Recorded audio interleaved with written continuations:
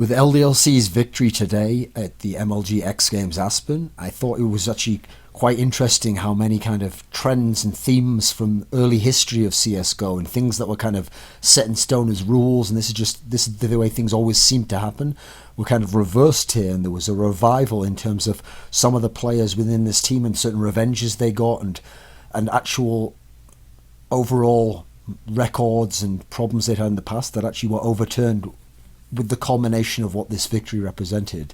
Because it's something you'll find actually when you follow the context of certain historical stories in history itself, and then obviously within esports, you'll find certain trends repeat themselves, and I have a theory on that I'll go into later. So in terms of LDLC, let's just think of LDLC in terms of this lineup they have now, where they have Smiths and NBK, who were in very games from the very beginning of CSGO and up until Titan, and then they joined this lineup.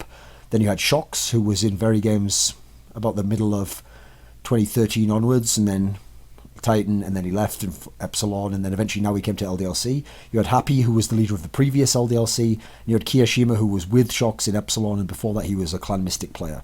So this lineup, when they formed this new LDLC, they were formed with the intention of potentially this could be the best team in the world, this could be the best French team, definitely.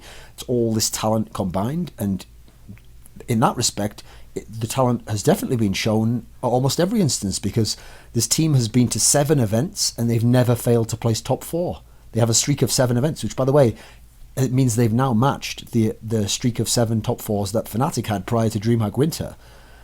So this is already one of the top 3 or 4 streaks of top 4 finishes, consistent placings in the history of competitive Counter-Strike Global Offensive. So they're already up there as a historic team. Now then, it's not top 4s will build the body of the resume to be a great team and show how consistent you are and that you're constantly in position to win, but obviously you then have to win. Now there was their problem, because aside from Star Ladder, they had a total of, well, take Star Ladder out, then they had 4 tournaments where they finished top 4, but without a win in terms of like proper international events, proper, like, say we say tier 1 of the majors, then tier 2 events. I'd say some of these events were close to tier 1. Tier 1's a bit muddy, but let's say tier 2 is the good events just below majors that are international, and they have multiple good teams. More than one or two of the top 4 or 5 teams in the world have to be there, you know. That sort of a scenario.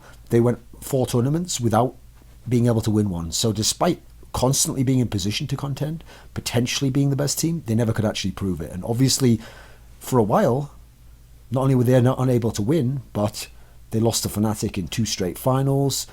And this kind of reminded me, as soon as this started to happen, because of the players we're talking about, so specifically NBK and Smiths especially, of the old Very Games situation, where early on in CSGO, Very Games was always placing top 4, and yet in the first 4 finals they played, they lost every single final to NIP. So there was a dominant Swedish team who were on top, who were better. This French team was amazing and could seemingly beat all the other teams, but they always fell to this team here. So in terms of finals against NIP, they were 0-4 after that early period.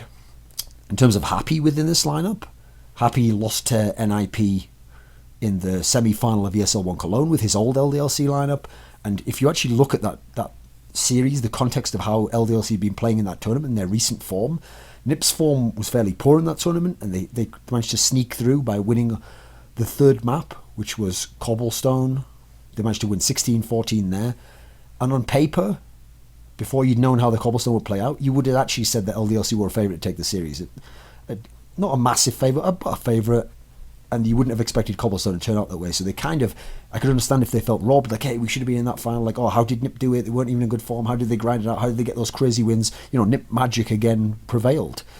So these 3 players in particular have kind of painful memories of Swedish teams on top of them, or being in position to contend but you can't quite get there, or particularly these Swedish players, the NIP, at least 4 of them, not Makalele obviously, being the ones who always bested them and always had the magic and always had just whatever little extra you needed, even if you were 2 world-class teams, to beat you and to become the champions and to take the trophies away from you and kind of leave you like a bit pissed off, a bit remorseful, regretful, like, oh, what could I do differently? Why does this always happen to me? Oh, those guys are the ones always winning. Like, when's it going to be my turn? I could understand if some of these players had that sense, and you can kind of see when you saw LDLC going into these finals recently, which they won, even going in, they never really had a lot of confidence. You couldn't see confidence on their face. They didn't exude it. They didn't have that aura around them of that champion quality. Like I said this jokingly to MBK. I said, normally if I talk to a player who's a championship caliber player, even if he actually doesn't win, a lot of them are quite cocky, are quite openly confident. They actually try to convince you just with the manner of the speech and character. Like if you ask Freiburg, who obviously hasn't won the last two events he was in the final of, if you ask him in the semi-final, like, how do you think the final will go if you get there? He'll tell you like, oh, we're going to get to the final and we're going to win. And the way he'll say it, you'll be like, oh, he's actually very confident. He's really certain. Like he feels like that's the outcome, the only outcome possible. Whereas he talked to MBK, he talked to Happy, these guys will be like, yes, well, it would be nice to make the final, and it would be a good game.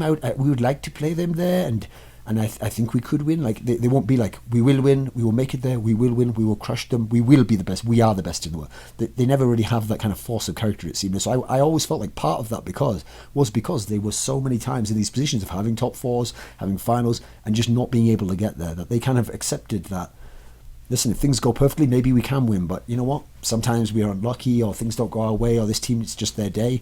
Felt like there's a degree to which they were resigned to that. And in the case of MBK and Smith, I can get that because they have had so much heartbreak, and particularly with these certain sorts of players and these teams like a Fnatic or an NIP who are on their dominant runs, and it just feels like nothing you can do. You can't get past them. There's just something extra that they have, something you don't have, unfortunately.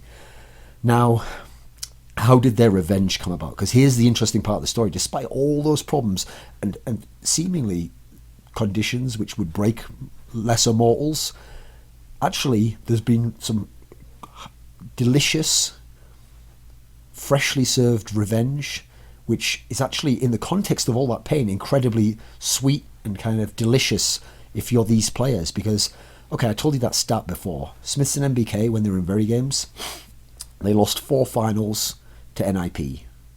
Now, since that period of losing the 4 finals, they've played 5 finals since then, so a total of 9 finals.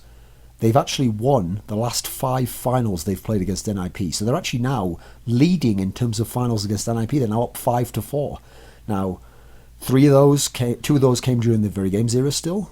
They won Star Series 7, Season 7, and then they won EMS 1 Fall. Then when they were Titan, 2014, they won the DreamHack Stockholm Invitational, the first one that was in February. So there's 3, and then the last 2 are the LDLC. So it's DreamHack Winter, a major, even more satisfying to win the major. DreamHack Winter, major, and then now MLG Aspen. So that they've now actually reversed the trend of those final losses, those losses in the biggest possible stage, and they're now actually up on legendary players that get right for it, who were the most successful ever, and obviously still are. But amazingly, they've managed to sort of reverse one aspect of that rivalry, losing in finals. Now, in terms of overall best of 3, Nip would still have an edge. What's interesting about this is there's another player in this team who had some revenge that he got from this particular match, but people probably didn't notice, which is Happy. Like I said, his LDLC team got there, and if you think about the LDLC team, the context of it had a couple of good players. It had Kaylee, it had Apex, but it didn't really have like really elite level star players, like the best top 5 players in the world. It wasn't packed with talent. What it had was, Happy was a good in-game leader, and he had what pieces he was able to make work. He was able to make Uzi work within this team. He's not a very skilled player. He was able to put Apex in the right position, use Kaylee in the right way, so that he could actually potentially beat teams that were more skilled than his. Now in this situation, he was in position, he did everything right, got to the 3rd map, Cobblestone, and he lost in this crushing fashion to this magical Nip lineup, and they had that extra something even in that slump that they were in. Well, what happened at this tournament? They got to the 3rd map. 3rd map was Cobble. Now, LDLC ever, in fact, have only played Cobble 3 times. One time was the loss to Nip with the old LDLC lineup. Since then, they've played it, I forget. There's one of them that I actually can't remember. I think it might be online or something. And then the other one was they played ESC, the second best Polish team, in the DreamHack Winter group stage. So it's very unlikely they've practiced it. They haven't played it in many officials. Whereas obviously Nip played it all those times at ESL1 Cologne without Makalele, obviously. They played it since then. They played it ESWC, Platinum, and so you'd think the edge would lie with Nip again. They had the magic in this tournament. They had that aura. Even in this very match, they had it up until that particular map. Everything just somehow was working for them. But Happy got to beat them on Cobblestone, and that's kind of in its own way a revenge for Happy. He's kind of evened that up. and he's crushed them, and he's taken this title from them despite all that excellent stuff there. Now, here's something interesting. There's a famous quote that I always remember by the Greek philosopher Heraclitus, and it goes, I'll paraphrase it because the way it's written isn't as eloquent really. It says, your character is your destiny. And the idea here is, it's not literally like that, but what it means essentially is, think about the circumstances that come to you. What actually the outcomes of those circumstances, those opportunities, often will reflect what you are like as a person, your flaws, your mentality, how you approach situations, what comes to your mind as the right answer to this, or how you overcome problems you've had in the past and improve on yourself. Now, if you are someone where you've been beaten down by the world a lot, you've lost a lot, you've never found the solution, it feels hopeless, you just try and it feels like it's so unfair and someone always gets ahead of you and you just don't know what to do, then if you have that mentality, you get stuck in that and you just think it'll always be that way and you just hope something else will happen and you keep doing the same things but getting the same result, and you're not happy with that, but you keep doing the same things, and you're just somehow stuck in this vicious cycle, and you're hoping something will break. Odds are it won't. It'll just continue, and you'll put in the same day, you'll get the same result at the end, same process will take place. You need to break it in some way. So these were players, NBK and Smiths. Now, NBK in the early days, actually, for some of those first finals, was actually one of the better players in very games. He was the guy who really did bring his A game. But some of the other players in his team had problems. Smiths was one of them, and NBK eventually in the later days, especially the LDLC that lost to the Fnatic teams, he was someone who had problems with choking in the finals against them. They couldn't win the clutch situations. These teams never somehow could match up to the elite level skill of the superstar players. If they were playing Crims in his peak, JW in their peak, if they were playing Forest to get right in their peaks, they just never had enough even on an individual level in terms of individual play or just raw skill to match them. Now here's what's interesting. How did they overcome these problems? Well, first and foremost, the problem with the choking in clutch situations, here's what's interesting. They didn't overcome that. LDLC that was at DreamHack Winter, LDLC that was at MLGX Games Aspen, in general, didn't win more clutch rounds than the team that they beat in the final NIP, or when they play a Fnatic, or whoever else. What happened was, they circumvented it by stopping getting in those situations, but they obviously have some problems. Certain people's personalities just maybe aren't suited for that. They haven't overcome something in terms of their character or experiences that happened in their life. They haven't gone over them. Instead, what they managed to do was get a team that could somehow win rounds without having to get to clutch situations. Could win while it was still a 3v4. Could win while it was just a 5v5 and just crush the other team like you saw sometimes here and have 4 guys alive and kill all of NIP. The way the LDLC team actually won this final was reminiscent of how Fnatic was winning rounds against NIP in the semi-finals of the same tournament. If it was a round where Fnatic could front run, they could get ahead in terms of the kills, they could break a site on them, they could just totally run over NIP. But if it got to a 2v2, if it got to a 2v3, or got to a 1v1, it felt like NIP won nearly every single one of them. So, to not allow the NIP magic to manifest, their special chemistry, their way of just playing off each other, people coming up with huge individual plays, they were able to beat them with a team concept, with an overall approach that defeated NIP's style. So there we go, that's one aspect at which they were able to overcome the choking problem, which they still haven't 100% overcome, but hey, they're winning events, that's good. You only had to change a little bit by going a different approach and you could still find a different route to success, okay? The road you wanted to travel, maybe you can't get past there, something's blocking you. So you take a detour, you go a different way and you can arrive at the same place, which is success, the top of the podium. They were unable to match Forest and Get Right. So what have they done in this LDLC? This LDLC arguably is more skilled man for man than NIP is. Yes, Get Right is one of the greatest players ever. Forest is incredibly skilled. All the NIP players, nearly, have aspects of skill in certain areas they're very good in, but LDLC has a lot of talent man for man. Almost everyone on this team has special talents. Even Smiths, who people would have probably considered the least skilled. There's certain maps like T-Half of Dust 2, if he has an AWP, he can really just light it up. He can get a lot of kills, he can do a lot of damage, he can be very dangerous. And in theory, he's like the least skilled, or whatever you'd classify him as. He's the support player, you know. So they've managed to counter that aspect of it. They don't have 2 godlike players like Forrest and Get Right in their prime, or Crims JW in their prime, but instead they countered it by having a whole team aspect where when you've got enough of these players, they can overcome those players. The others can't just go 2v5 and just dominate you just in terms of pure skill. Also, they did add a guy who was a superstar. Now, admittedly, in the early days of Very Games, Shox literally was matching Get Right and outskilling him sometimes in some games, or bringing enough to put you in the game to win. In the more recent LDLC games, it's not that Shox has been a super god. Interestingly, this final was the first time in this LDLC lineup we've really seen a vintage Shox performance. The Inferno performance, the cobblestone where he really did bring it, and he was just fragging and he was putting up insane ADR. That was a vintage Shocks performance. But beyond that, what Shocks brought to the team is that he was able to be in it. Okay, there's two types of leader, I always think. There's the leader who leads by actually like capturing the emotions of the group and kind of directing it. So in this particular case, that would probably be someone like Happy, and kind of like knowing which guy's buttons to push and which guy to encourage and which guy to kind of chastise. Shocks' leading is more like by example. So when Shocks plays, he's famous when he was in God mode in very games for being the guy where if the camera was on him, if he won the round, he would be perfectly stoic. His face was just icy. If you lost the round, again, you wouldn't see any reaction. It didn't matter what happened. He just remained even-keeled, perfect composure.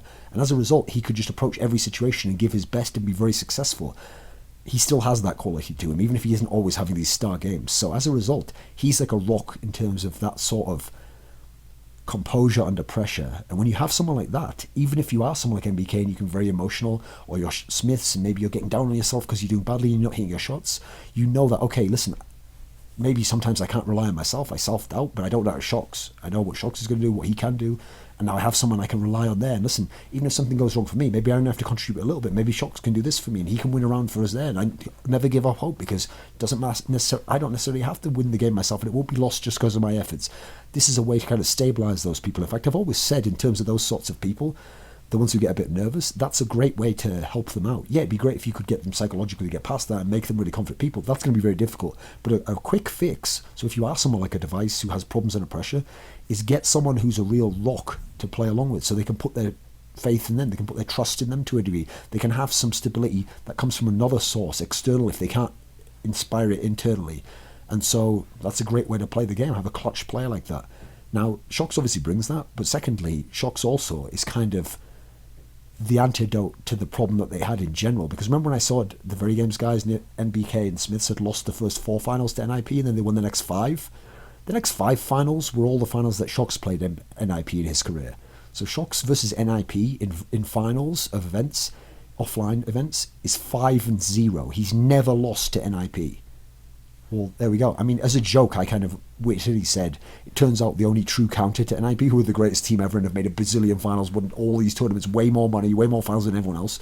It turns out the only actual counter is Shocks, like the greatest genius of French Counter-Strike Global Offensive so far. So there's an interesting aspect itself. Now, he's not really getting revenge in that respect. He's always been a baller, apparently. He's always been a great player. But you can see how putting him in the mix with these players who've had problems in the past and issues has been a way to kind of shape their destiny in terms of the character of the team. Because that's the thing, the character of the overall teams before had a lot of these qualities. Yeah, some of these players still have a similar character, but the overall team has a different aspect of using it. So still some choking, there's still some problems. They don't always win on the maps they should win or whatever else, but now they've got the right mix where they can get in just enough to be able to win. And now they've won these 2 events. Now people will maybe start to ask, maybe this is going to be the LDLC era. Now they've got their streak where if they get another top 4, they'll be ahead of Fnatic in terms of the streak of top 4s. They've won a major, they've won a really solid extra event. They've beaten NIP twice. They've beaten Fnatic in a best of 3. Now they're primed to potentially have their own successes, where if you saw the story of some of these players before, Happy getting crushed in that semi-final, crushed in terms of his hopes of being able to lead this underdog team there. Now he's the leader of a team where he's even one of the stars. He's doing great performances and his team's getting very successful. You think about MBK and Smiths, they had all that heartbreak, yet all the success and brilliant moments they've had now, that despite even still having some of those same problems in their character, they found a different way to approach the game, a different way to succeed. I mean, these are interesting stories in terms of, to me, the context of that is like, it's better than if it was written as a movie. Like, there's something so satisfying about where all those pieces fit together and one leads to another and they're weaved into each other, and something now reminds you of something before, but you see it in a different light and you see how something's changed to get from there to here, not as just the same thing, but the same thing transmuted through a different way of looking at it. These are all interesting concepts, and I kind of like history like that. So there's the French Revenge for you.